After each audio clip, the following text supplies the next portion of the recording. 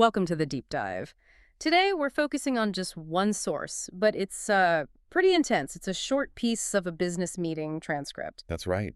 And it details this really critical negotiation. You've got two sides, Speaker A and Speaker B, kind of battling it out over budgets, timelines, and some unexpected legal costs that popped up. Yeah, it seems like standard corporate stuff on the surface, maybe, but when you actually look closely, the language is, well, it's very strategic, isn't it? Oh, absolutely. It's a masterclass. Our mission today, really, is to get past that surface conflict, the budget numbers and dates, and unlock what's really being said. Exactly. We're going to deep dive into 7 specific phrasal verbs that appear just in this short exchange. These aren't just words, they're like little engines driving the whole negotiation. That's a great way to put it. They're shortcuts to intent. They signal leverage, frustration, commitment, even the possibility of the whole thing collapsing. And that's the big takeaway for you, the listener. It's a shortcut. You learn these phrases in context, and suddenly you can spot the hidden strategies in these high-level business talks. They pack a punch that simpler words just don't. It's about reading between the lines, seeing the strategy, like you said, behind that sort of corporate mask. Precisely. Okay, so let's get into it. Let's unpack this transcript. Where should we start? Maybe with the problem Speaker A brings up right at the beginning, the obstacles. Yeah, Speaker A definitely kicks things off by trying to manage expectations. That's often a sign, that there's trouble brewing back at their end. It is. Speaker A starts quite cautiously, saying, I don't want to alarm you, but we've come up against some internal resistance regarding the budget allocation. Come up against that phrase immediately tells you it's not just a procedural hiccup. Right. What does it signal exactly? It means you're facing a difficulty, yes, but specifically in opposition. Something is actively pushing back. So the budget isn't just a proposal anymore. It's already framed as a battleground. Interesting. And using come up against for internal resistance, is that a way to frame it? I think so, yeah.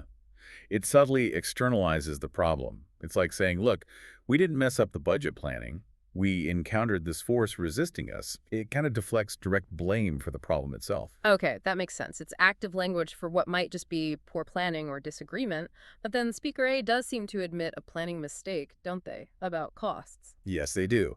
They follow up with, we didn't bargain on the additional legal fees. That took us by surprise. Bargain on. Okay, so what's the nuance there? It's not just we didn't expect. It's stronger than just expect. To bargain on something implies you were relying on a certain situation or outcome, like it was part of your baseline calculation. Yeah. So admitting they didn't bargain on these fees means their whole original plan had this, fundamental blind spot. A vulnerability they didn't account for. Exactly. An unexpected one. Why not just say we messed up the fee calculation or we underestimated? Wouldn't that be clearer? Maybe clearer, but miscalculated or underestimated points more directly to internal incompetence, doesn't it? Yeah, I suppose it does. Whereas didn't bargain on carries this faint suggestion of external factors, volatility, maybe something anyone might have missed. It softens the blow a bit, makes it sound less like a direct failing of their team's planning. Turns an oversight into maybe like bad luck or market weirdness. Okay, that's subtle but powerful. So we have 2 problems laid out. An internal fight they're coming up against, and an external surprise they didn't bargain on. How do they try to move forward from there? To get the other side, and maybe their own side, committed. Well, the transcript suggests the internal resistance is linked to a communication breakdown. They're struggling to sell the value proposition internally. Right. Speaker A says, it hasn't been easy to get through to them about the long-term benefits. They're focused on short-term costs. And get through to is key there. It's not just about talking at someone. It implies successfully making them understand, bridging a gap. So they've tried, but failed, basically. That's what it suggests, yeah. A real effort has been made, but the message isn't landing. The internal folks, the them, are stuck on the immediate pain, the costs, the budget fights. And Speaker A hasn't managed to make them see or maybe feel the bigger picture, the long-term win.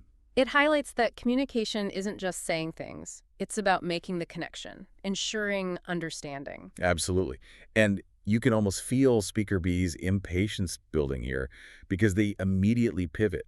They're done with diagnosing the problem. They want action. Yeah, Speaker B comes back with, that's why we need to hammer out the finer details today. Hammer out. See, that's not a gentle term. No, it sounds like hard work. Exactly. It means negotiate, discuss, probably argue until you reach an agreement. It implies effort, pressure, maybe even some friction. You don't hammer out something that's easy or obvious. You'd agree on or settle that. The image is almost physical, isn't it? Like forging metal. You have Yeah. to apply force and shape it carefully. Precisely. It signals to speaker A, okay, playtime's over, this is going to take work, and we will get it done.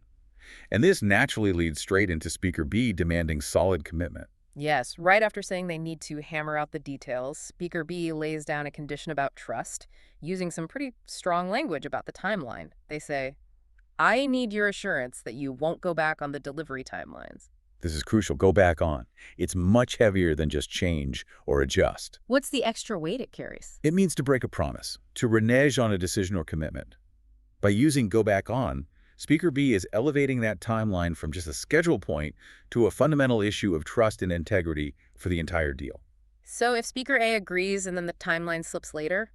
Speaker B will see it as a betrayal, not just an operational issue, but a breach of the core agreement they're supposedly hammering out right now. It locks Speaker A in, making any future changes potentially relationship ending. Wow, okay. So the tone has really shifted now. We've moved from Speaker A explaining internal issues to Speaker B really applying pressure and demanding guarantees. It feels like leverage is coming into play. It absolutely has. And watch how Speaker B cleverly uses Speaker A's earlier problem, those unexpected legal fees, as leverage against them. Ah, right. Speaker A brought them up as a problem, a surprise cost, but Speaker B turns it around. Exactly. Speaker B insists those very fees need to be locked into the contract, despite Speaker A's obvious hesitation. Speaker B says, we're going to hold out for those terms to be included in the contract. Hold out for, okay, that sounds like a negotiation tactic. It's a classic one, a high leverage tactic. It means you refuse to compromise or settle until you get that specific thing you're demanding. Speaker B is basically saying, this point is non-negotiable for us. We'll wait. So they're signaling that getting those terms in writing is more important to them than quickly closing the deal or maybe even Speaker A's budget concerns. That's exactly it. It's a power move. It says, we believe we have the stronger position and we're prepared to stand firm on this point. If you want the deal, you meet this demand. It draws a very clear line in the sand. It definitely raises the stakes. It puts the pressure right back on Speaker A to decide how much they really want this deal versus how much trouble those fees cause them. Right. And Speaker A has to respond to that pressure, that clear use of leverage. And they do with, well, the most dramatic statement in the whole excerpt. This is the potential deal breaker, isn't it? Speaker A says, if our board doesn't approve, we might have to pull out of the deal altogether. The ultimate consequence. Pull out of. It means to withdraw completely from an agreement, a situation, a venture you're already involved in. It signals the potential end of everything they've been working towards. Let's focus on that phrasing again. Why pull out of? Why not just say we might cancel or we might withdraw? What makes pull out of feel, I don't know, heavier? I think it implies a deeper entanglement. Cancel can be simple. Withdraw is formal. But pull out of suggests something that requires effort to extract yourself from, like roots have started to grow. Oh, okay. It implies resources committed, plans made, connections formed, all of which now have to be actively, maybe even painfully, undone. It's not just stopping, it's reversing and disentangling. It makes the threat feel more significant, more disruptive. More destructive, maybe. Yes, exactly, more destructive to the existing structure and relationship. And you see Speaker B immediately understands the gravity. Their response is just, I'd hate to see that happen. No more pushing, just acknowledging the cliff edge they've reached. So looking back, it's incredible how these 7 phrases basically map the entire negotiation dynamic in just a few lines. You start with the obstacles. Up against, didn't bargain on. The unexpected problems. Then the effort needed to bridge the gaps. Get through to hammer out the communication and the hard work of negotiation. Then defining the absolute baseline of trust. Won't go back on. Yeah. The core promise. And finally, the power plays. Hold out for, using leverage, and the ultimate threat, pull out of, if it all fails. It really is like a linguistic summary of corporate maneuvering. These verbs carry so much weight. They really do. They communicate the intent, the emotion, the strategy far more effectively than simpler, more direct words often can. They show you what's really going on beneath the surface pleasantries or the jargon. It definitely changes how you read or listen to business discussions. You start looking for these kinds of strategic You markers. do. The language itself becomes part of the negotiation strategy. So here's something for you, the listener, to think about this week as you encounter your own sources or maybe even in your own work conversations. Yeah. Consider the real difference in impact between someone saying, we might have to withdraw from this agreement, versus them saying, we might have to pull out of this agreement. How does that specific choice, using the phrasal verb, change how you perceive the seriousness, the urgency, the potential fallout? That's a great point to reflect on. The emotional and strategic weight carried by seemingly small word choices. Exactly. Something to mull over until our next deep dive.